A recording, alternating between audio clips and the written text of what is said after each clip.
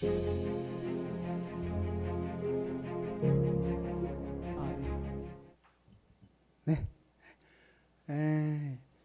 우리 부르신 성도님들께 용서를 구합니다. 흉측한 모습으로 이 강주 땅을 밟게 돼서 정말 죄송합니다. 이 마스크를 쓰면은 좀 답답하죠, 소리가. 네, 죄송합니다. 좀 지금 이 상태보다는 조금 멀쩡합니다. 원래 모습은 멀쩡하고 어제 아침에 한 7시쯤 이렇게 가다가 계단의 높이가 제가 생각했던 것보다 더 높았어요. 푹 찌면서 그냥 슬라이딩을 아스팔트에. 근데 이 4년 전에도 이런 일이 일본서에 있었거든요. 그때 페이스북에 제가 사진을 올리면서 기도를 요청하니까 전 세계에서 600명 정도가 답신을 단 거예요. 걱정을 하면서. 근데 그 얘기를 얼마 전에 5월 달에 그 기사가 다시 한번 올라와서 또 전 세계에서 막 걱정을 하는 거예요. 4년 전 일이라고. 그래서 이번에는 안 올렸습니다. 그래도 뼈 같은 데 이상이 없는데 약국에 가서 약 봐도 강주를 향해서 열심히 달려왔죠. 저는 박종필 선교사라고 합니다. 일본에 간 지는 선교사로 파송돼서 33년이 되었습니다. 20대 후반에 가서 60은 넘었어요. 33년간 있을 줄은 몰랐는데 하나님께서 있게 하시더라고요. 오늘 본문 말씀에 보니까 너희 몸을 하나님이 기뻐하시는 거룩한 산제물로 드리라. 이는 너희가 드릴 영적 예배이니라. 사랑하는 여러분, 우리들이 흔히 이렇게 얘기합니다. 오늘 예배 잘 지키셨습니까? 주일 예배 빠지지 않고 잘 지켰습니다.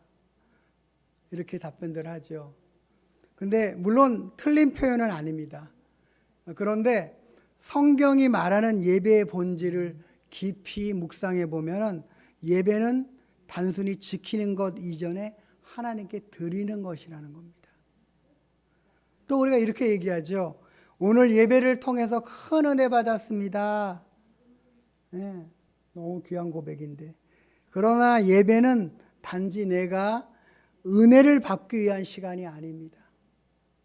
하나님을 예배는 먼저 하나님께 드리는 것입니다. 내 생각, 내 마음, 내 몸, 또 내 물질이 될 수 있고 내 시간이 될 수도 있고. 그리고 하나님께서는 그런 예배자들에게 은혜로 응답해 주십니다. 그러니까 예배는 내가 중심이 아닙니다. 누가 중심? 하나님이 중심입니다. 오늘날 많은 사람들이 예배를 관람처럼 생각합니다. 좋은 찬양 듣고 좋은 설교 듣고 좋은 분위기를 경험하는 것에 초점을 맞춥니다. 누가 요새 지하실 교회 계단 내려오면서 지하실까지 옵니까? 더 편한 데 가고 싶지. 그리고 티 안 나게 봉사하고 싶고. 근데 그게 하나님의 마음이 아니라는 것이죠. 그러나 성경은 예배를 공연이라고 말하지 않습니다. 예배는 하나님과 그 백성 사이의 사랑의 만남입니다. 하나님이 여러분을 만나기를 원하십니다. 하나님이 여러분을 만나기 위해서 예배를 허락하셨습니다. 여러분, 에덴 동산의 사건을 기억하시죠? 아담과 이브가 하나님이 말씀하시는 저 과일은 먹지 마라는 말을 지키지 않아서 그거 하나밖에 없었거든요. 근데 그거 하나를 못 지키고 뱀의 유혹에 빠져서 그걸 먹어버렸어. 이브가. 그런 다음에 이브가 권유합니다. 아담에게. 먹어보니까 눈이 열려. 하나님처럼 세상을 보게 돼. 그러면서 아담은 또 유혹에 빠져서 먹습니다. 근데 이 남자들이 치사하단 말이야. 그 아담이 하나님께서 뭐라 그러니까 제 이브가 날 꼬셨어요.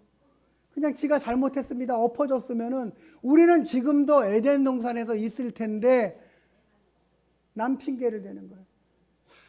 그러니까 남자들이 치사한 거야. 저도 남자지만 여자들이 엄마들이 강해. 교회도 보세요. 일본도 마찬가지예요. 여성 성도님들이 더 많아요. 남성 성도들은 적어요. 한국 교회도 그렇지만. 연인 사이에도 마찬가지잖아요. 억지로 만나면 표정이 달라요. 의무감으로 만나면 대화가 달라요. 그러나 사랑의 마음으로 만나면 눈빛부터 달라집니다. 제 딸이 작년 11월 달에 결혼을 했어요. 우리 딸은 일본서 태어나서 일본서 유치원, 초등학교, 중학교, 고등학교를 다녔어요. 그리고 대학부터 한국의 저기 서울 워커힐에 있는 장로교 신학대학을 다니면서 기독교 교육을 전공하고 지금은 이제 대학원 다니면서 전도사 사역을 하고 있어요. 네. 한 10,000명 정도 모이는 교회인데 예배 인도도 하고 찬양도 잘해요. 저보다. 엄마 닮아서. 근데 제 딸이 결혼을 하겠다는 거야. 27밖에 안 됐는데. 나는 한 30 넘어서 갔으면 딸 하나예요. 그냥 어떻게 제가 정말 온몸을 바쳐서 우리 딸을 섬깁니다. 원하지도 않는데 옷 사다 주면은 저는 좀 이쁘고 좀 이렇게 여성스러운 옷을 입히고 싶은데 제 딸은 쿨해요. 그래서 좀 이렇게 시크한 검은색이나 이렇게 좀 분위기가 좀 이게 칼 같은. 이 친구가 고등학교 중학교 때 후배들로부터 편지를 엄청나게 받았어요. 단발머리로 자르면 꼭 멋진 남자 같아요. 아빠 닮아서 잘생겼어요. 근데 얘가 결혼하겠다는 거야. 이놈 우리 사위도 전도사인데 얘들의 눈빛이 심상치 않은 거예요. 이게 사랑하니까 그렇게 되는 거예요. 여러분과 하나님과의 눈빛이 심상치 않기를 축복합니다. 하나님이 너무 우리를 사랑하는 눈빛으로 또 여러분도 그 사랑에 반응하는 눈빛으로. 그리고 예배는요 조건반사입니다. 조건반사. 조건이 뭐냐면 하나님의 임재하십니다. 그럼 우리는 어떻게 해요? 반응하는 거예요. 우리 어렸을 때 우리 한 50년 전만 해도 의학의 그 기제들이 그렇게 발달하지가 않았어요. 그래서 병원에 가면은 이렇게 어디 신경 상태를 보려면은 의자 위에다가 무릎을 걸치라 그래요. 그런 다음에 삼각형으로 고무 같은 걸로 톡톡 치잖아.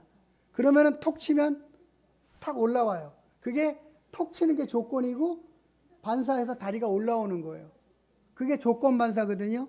그런데 만약에 다리가 올라오지 않으면 그 다음부터 엑스레이 찍고 지금부터 더 정밀 검사에 들어가는 거예요. 우리 예배도 마찬가지예요. 하나님이 어디든 임재하십니다. 믿으시죠? 그러니까 우리가 이렇게 예배당에 모여서 드리는 공적 예배만이 예배가 아니라 저는 우리가 예배를 끝내고 이 예배당 문을 나설 때가 더 중요한 예배예요. 삶 속에서 여러분 예배를 드리려면 얼마나 치열합니까? 얼마나 어렵습니까?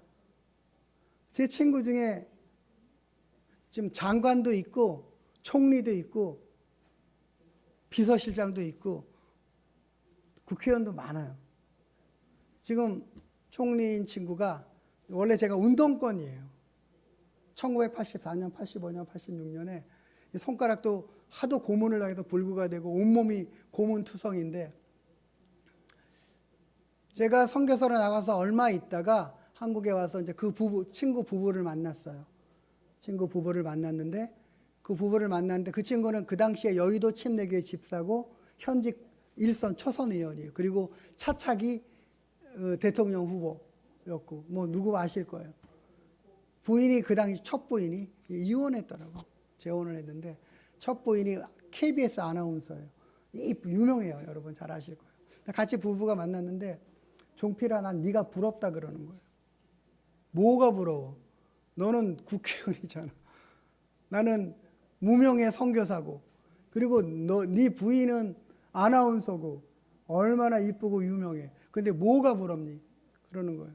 그래서 그랬더니 이 친구가 그러는 나는 크리스찬인데 침례교 집사인데 지금은 성결교 다니는데 옮겼는데 침례교 집사인데 내 신앙의 의지대로 정치를 못한다는 거예요. 파별로 타협할 수밖에 없다는 거예요. 너무 안타깝다는 거예요. 어쨌든 그 친구가 살아남아서 지금 하잖아요. 예. 예, 이 후배 중에는 또 문 정권 때 비서실장 했던 친구는 제 직계 후배예요. 쉽게 말하면 군대 가서 사수, 제가 다 데모 다 가르쳤어. 그 친구 옛날 별명이 홍길동인데 원래 제가 홍길동이에요. 진짜. 왜냐면 경찰에 잡히지 않는 걸로 유명했거든. 그럼에도 17번 잡혀갔다니까요. 그 친구도 그래요. 형님, 내가 옛날에 젊었을 때 정의로운 그런 생각, 그런 의지대로 정치 못하겠더라고요. 참 어려운 거예요. 참 어려운 거예요. 그렇기 때문에 우리가 견고하게 하나님 앞에 서지 않으면 안 돼요. 그렇기 때문에 우리가 영적인 진정한 예배자로 살아가지 않으면 우리는 세상에 물들 수밖에 없습니다. 왜냐하면 예배는 하나님과 나하고 관계예요. 목사님이 대신 드려주지 않습니다. 장로님이 대신 드려주지 않습니다. 엄마가 기도 많이 해주면 돼. 아닙니다. 자기 기도는 자기가 해야 돼요. 엄마가 뭐 1000년, 100년 기도한다고 하나님이 그에게 역사하신다고요? 궁유를 가지고 조금 도와주시겠죠? 아니에요. 진짜 우리가 은혜 속에, 축복 속에 가려면은 내가 하나님 앞에 구하고 문을 두드리고 하나님 문 앞으로 나가야 돼요. 하나님은 인격적인 분이십니다. 하나님이 말씀하시는 요한계시록에 보니까 문 앞에서 두드린다고. 우리는 하나님의 것입니다. 창세기 2장에 보면은 하나님의 형상대로 만들어졌대요. 영어로 말하면 God's image, 하나님의 형상. 그 형상이라는 것은 이런 모양만을 얘기하는 게 아니에요. 그 안에 하나님의 생기가 들어갔어. 하나님의 마인드가 들어갔어. 이미지라는 건 그런 거예요. 하나님의 마음이 불어넣어졌어. 그래서 우리는 인간으로 지음받음을 받은 거예요. 그러니까 하나님이 우리가 주인입니다.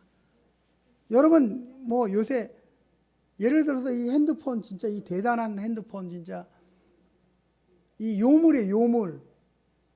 제가 강주까지 오면서 목사잖아. 선교사잖아. 그러면 어떻게 해야 돼요? 성령의 인도하심을 받고 와야 되잖아. 강주까지. 그런데 성령의 인도하심 이전에 스마트폰의 인도하심을 받으면서 좌로나 우로나 치우치지 않고 똑바로 오니까 이 부르신 교회 앞에 딱 도착하더라고요. 하다못해 우리가 내비게이션 스마트폰에도 순종하면서 우리 길을 찾아가는데 우리의 인생의 길을 찾아가려면 하나님께 우리를 맡겨드려야 되는 거예요. 세상 유혹 속에서 우리가 하나님을 바라볼 수 있어야 되는 거예요. 우리의 초점을 하나님께 맞춰야 되는 거예요. 그게 예배의 본질이라고요. 하나님께서 우리의 각 사람을 드리는 거예요. 그러므로 하나님이 찾으시는 예배자, 요한복음 4장 23절, 24절에 참된 예배자, 그 예배자는 바로 주체성을 가진 사람입니다. 제가 주체성이란 말을 사전에서 찾아보니까 이렇더라고요. 기본 의미가 이렇습니다. 잘 들어보세요. 주체성, 인간이 어떤 일을 실행할 때 보여주는 자유롭고 자주적이며 고유한 성질이나 특성.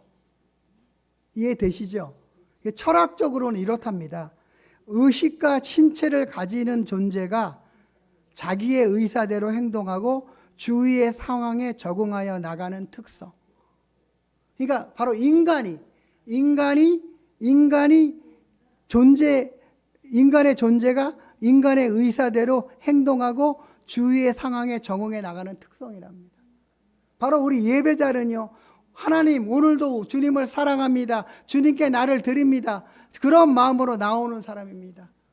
저는 현장 예배 속에서 오랜 동안 사역하면서 이 예배자의 주체성을 보여주는 중요한 바로메타, 그 측정할 수 있는 방법이 바로 회중들의 찬양, 성량입니다. 성량.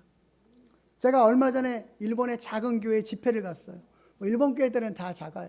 이 정도면은 일본의 중간 정도 돼요. 우리 부르신 교회 정도면. 그러니까 얼마나 일본의 크리스찬들이 없어요. 물론 1000명 넘는 교회도 있어요. 그렇지만 10명도 안 되는 교회가 수두룩합니다.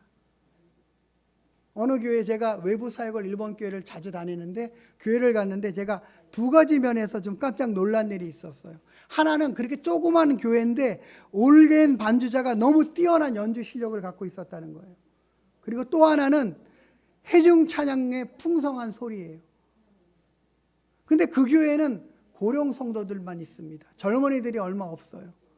뭐 저희 교회만 해도 제 아내 임성교사가 60인데 막내예요. 평균 연령 75세. 일본 교회가 한국 교회도 점점 그래지지만 고령화돼 가고 있어요. 젊은이들이 교회에 없어요. 그런데 그 교회에 갔더니 찬양이 시작되자 회중들의 목소리가 놀라울 정도로 힘이 있었어요.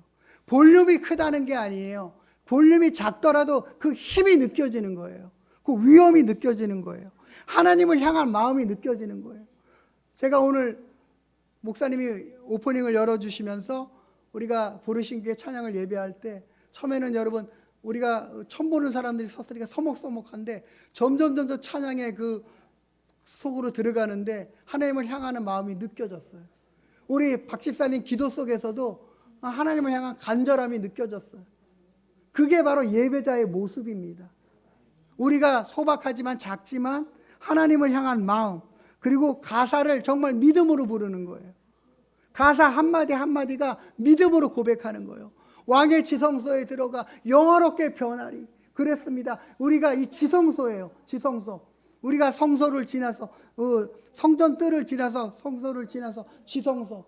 예전은 지성소에는 대제사장밖에 못 들어갔어요. 그렇지만 그 지성소에 휘장이 예수 그리스도의 이름으로 찢어졌어요. 우리가 그래서 성경에는 만인이 제사장이라는 표현을 쓰잖아요. 우린 다 제사장이에요. 우리는 지성소 안에 있어요. 그 지성소 안에서 영원하게 변해요. 왜? 하나님의 임재 속에 물들어져 가는 거예요. 하나님의 임재 속에 우리의 더러운 죄 때 우리의 나쁜 생각, 나쁜 습성, 우리의 욕심이 다 씻어지는 거예요. 주의 보혈로 씻어지는 거예요. 어떻게? 흰눈보다도 더 희게. 그게 지성소의 역사예요. 저는 그 일본 작은 교회의 성도들의 예배 속에서 예배자의 주체성을 강하게 느꼈습니다. 예배를 구경하는 것이 아니라 함께 하나님 앞에 예배를 드리고 있었습니다.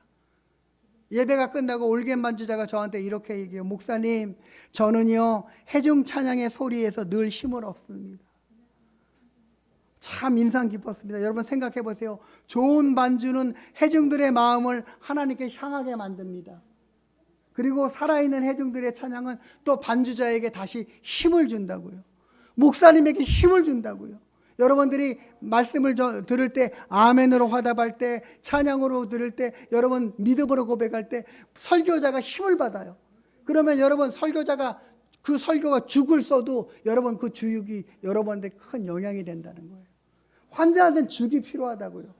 여러분 우리 조 목사님이 매주 설교에 죽습니까? 맨날 죽을 쓰고 계세요? 그렇다면 여러분 환자라는 거예요. 죽이 필요하니까 하나님이 죽을 쓰게 하시는 거예요. 오곡밥이 필요하면 오곡밥을 주시고, 보리밥이 필요하면 보리밥을 주시고, 현미가 필요하면 현미를 주세요. 그게 하나님의 역사예요.